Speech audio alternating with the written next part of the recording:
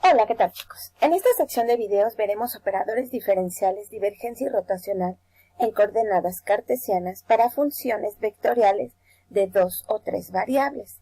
Ejemplo número 1. Calcular el operador divergencia y rotacional de la función vectorial de 3 variables cuyas componentes son xy, x cuadrada z, xyz cuadrada.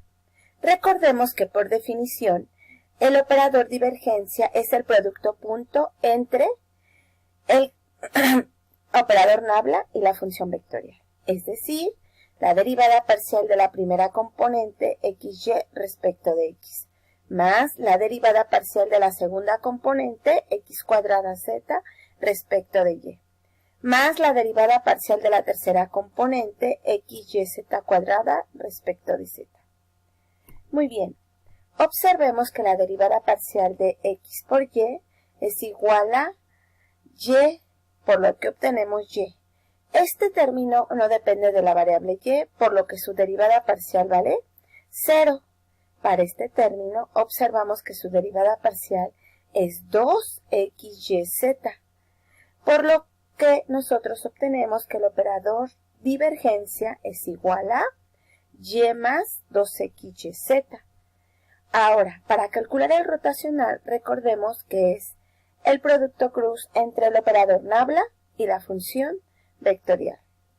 Es decir, calcular el determinante de las componentes i, j y k de las derivadas parciales de derivada parcial de la componente R3 respecto de y, menos la derivada parcial de R2 respecto de z componente y, menos la derivada parcial de R3 respecto de x, menos la derivada parcial de R1 respecto de z, componente js, más la derivada parcial de R2 respecto de x, menos la derivada parcial de R1 respecto de y.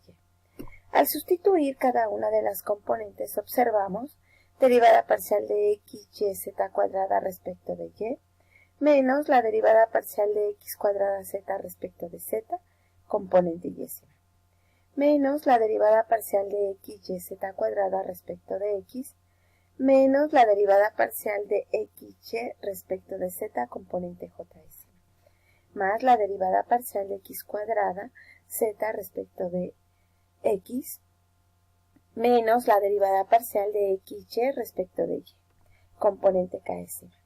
Observamos que al derivar este término respecto de y, nos queda xz cuadrada, menos la derivada parcial de esto respecto de z, x cuadrada, componente y, menos la derivada parcial de este término respecto de x, y z cuadrada. Este término no depende de z, nos da su derivada parcial, 0, componente js, más la derivada parcial de x cuadrada z respecto de x, 2xz, menos la derivada parcial de xy respecto de y, nos da x componente ks. Por lo que nosotros al reducir términos nos queda xz cuadrada menos x cuadrada componente y, menos yz cuadrada componente js más 2xz menos x componente js. Muy bien, ahora veremos el ejemplo número 2. Calcular el operador divergencia y rotacional de esta función de 3 variables independientes x, y, z, cuyas componentes son x e a la 2y coseno de z, xy y e a la z, e a la x0 de. Para ello, recordemos que el operador divergencia, por definición, es la derivada parcial de la componente 1 respecto de x más la derivada parcial de la componente 2 respecto de y, más la derivada parcial de la componente número 3 de la función vectorial respecto de z. Observamos que en este término e a la 2y por coseno de z es constante y derivada de x respecto de x nos da e a la 2y coseno de z. La derivada parcial de este término respecto de y nos da x. La derivada parcial de este término respecto de z es coseno de z por e a la x. Por lo que al reducir términos obtenemos coseno de z por e a la 2y más e a la x más x. Ahora calculemos el operador rotacional a través del producto cruz entre el operador operador nabla y la función vectorial.